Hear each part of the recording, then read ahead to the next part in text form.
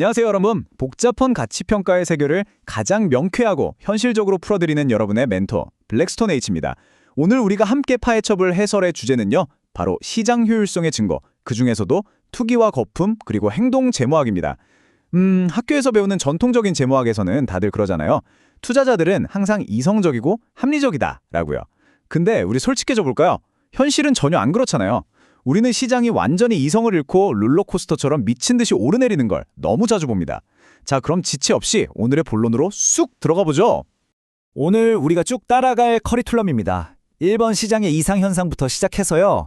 2번 완벽한 시장에서의 투기, 3번 행동 재무학의 시선, 그리고 마지막으로 4번 가치평가에 미치는 영향까지 이렇게 4가지 포인트를 순서대로 짚어보겠습니다.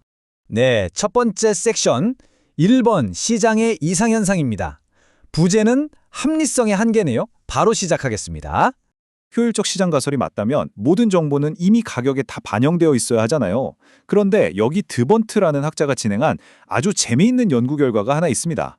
60개월, 그러니까 5년 동안의 수익률 데이터를 분석해 본 건데요. 화면을 한번 보실까요? 놀랍게도 과거에 가장 성과가 안 좋았던, 그러니까 바닥을 기던 패자 포트폴리오를 샀더니 무려 30%가 넘는 엄청난 초과 수익을 냈습니다. 반면에 과거에 제일 잘 나갔던 승자 포트폴리오는 오히려 마이너스 10% 수익률을 기록해버렸어요. 시장이 완벽하게 이성적이라면 도저히 설명할 수 없는 진짜 기막힌 반전인 거죠. 게다가 이 데이터가 더 흥미로운 건요. 타이밍이 완전히 판을 흔든다는 겁니다. 방금 보신 그 패자 포트폴리오, 언제 세팅하느냐에 따라 실적이 널뛰기를 합니다. 12월에 포트폴리오를 구성했을 때가 6월에 했을 때보다 수익률이 월등하게 높았거든요. 네, 맞습니다. 바로 그 유명한 1월 효과와 톱니바퀴처럼 맞물리는 현상이죠. 그러니까 시장은 이렇게 예측은 어느 정도 가능하면서도 묘하게 엇박자를 내는 비합리적인 기벽을 가지고 있다는 뜻입니다. 자, 다음 섹션입니다. 2번 완벽한 시장에서의 투기, 부제는 애리조나 대학교 실험이네요. 흔히들 정보가 부족해서 투기가 생긴다고 생각하시죠?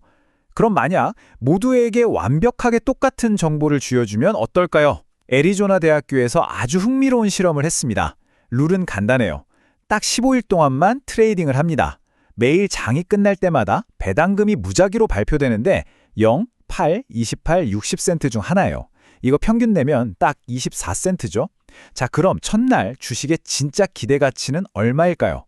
평균 배당금 24센트 곱하기 15일. 네, 정확하게 3.6달러가 나옵니다. 참가자 전원이 이 똑같은 수학적 진실을 알고 시작했어요. 근데 결과가 어떻게 됐을까요? 다들 3.6달러라는 걸 뻔히 아는데도 트레이딩 3일차에서 5일차쯤 되니까 주가가 3.6달러를 뚫고 저 우주로 날아가 버렸습니다. 어마어마한 투기 거품이 생겨버린 거예요. 당연히 실험 끝나기 직전에는 펑 하고 터지면서 원래 가치로 돌아왔지만요. 여기서 킬링 포인트가 뭔지 아세요? 이게 단순히 혈기왕성한 대학생들만 그런 게 아니었다는 겁니다. 실무 경험이 빵빵한 투선 지역의 회사원들, 그러니까 이른바 전문가 집단을 데려다 놨는데도 완전히 똑같이 거품을 만들었습니다. 인간의 본성이라는 게 참 무섭죠. 그런데 여기서 오늘 실험의 진짜 골 때리는 가장 놀라운 반전이 등장합니다. 연구진이 주가가 한 번에 딱 15센트까지만 떨어지도록 하한가를 걸어봤어요. 손실을 제한해주면 거품이 덜 생길 거라 믿은 거죠. 그런데 결과는 정반대였습니다.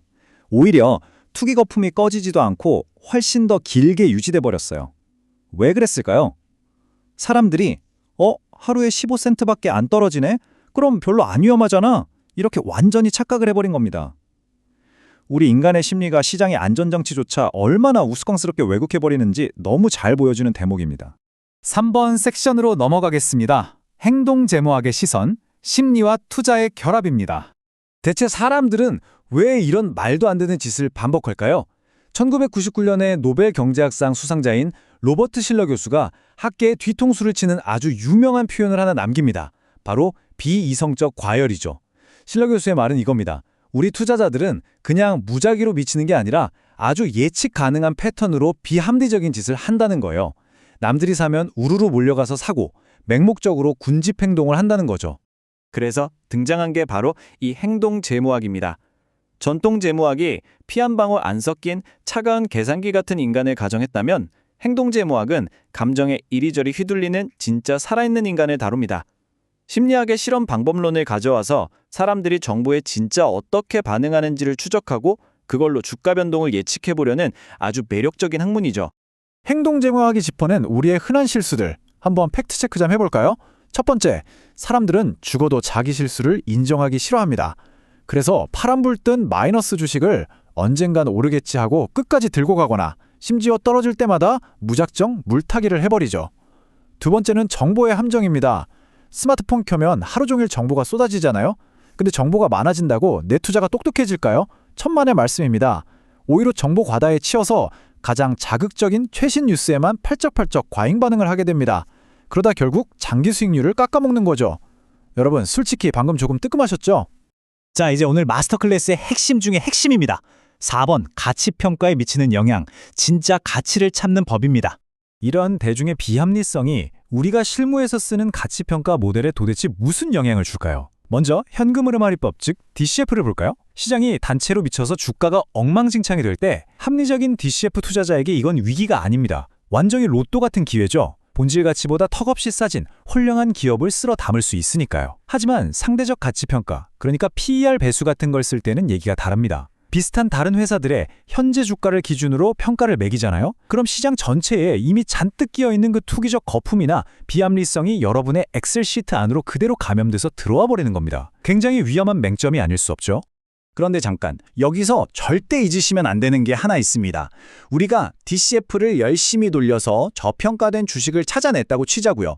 이걸로 진짜 돈을 벌려면 아주 굳건한 전제 조건이 필요합니다. 시장이 지금 당장은 미쳐 돌아가도 결국 시간이 지나면 스스로 정신을 차리고 본질 가치를 찾아 가격을 수정할 것이다 라는 강력한 믿음입니다. 만약 시장이 영원히 미쳐 있다면요? 아무리 밤새워서 가치를 계산해봐야 전부 그림의 떡이라는 뜻이죠. 자, 이제 오늘 이야기를 슬슬 마무리해 보겠습니다.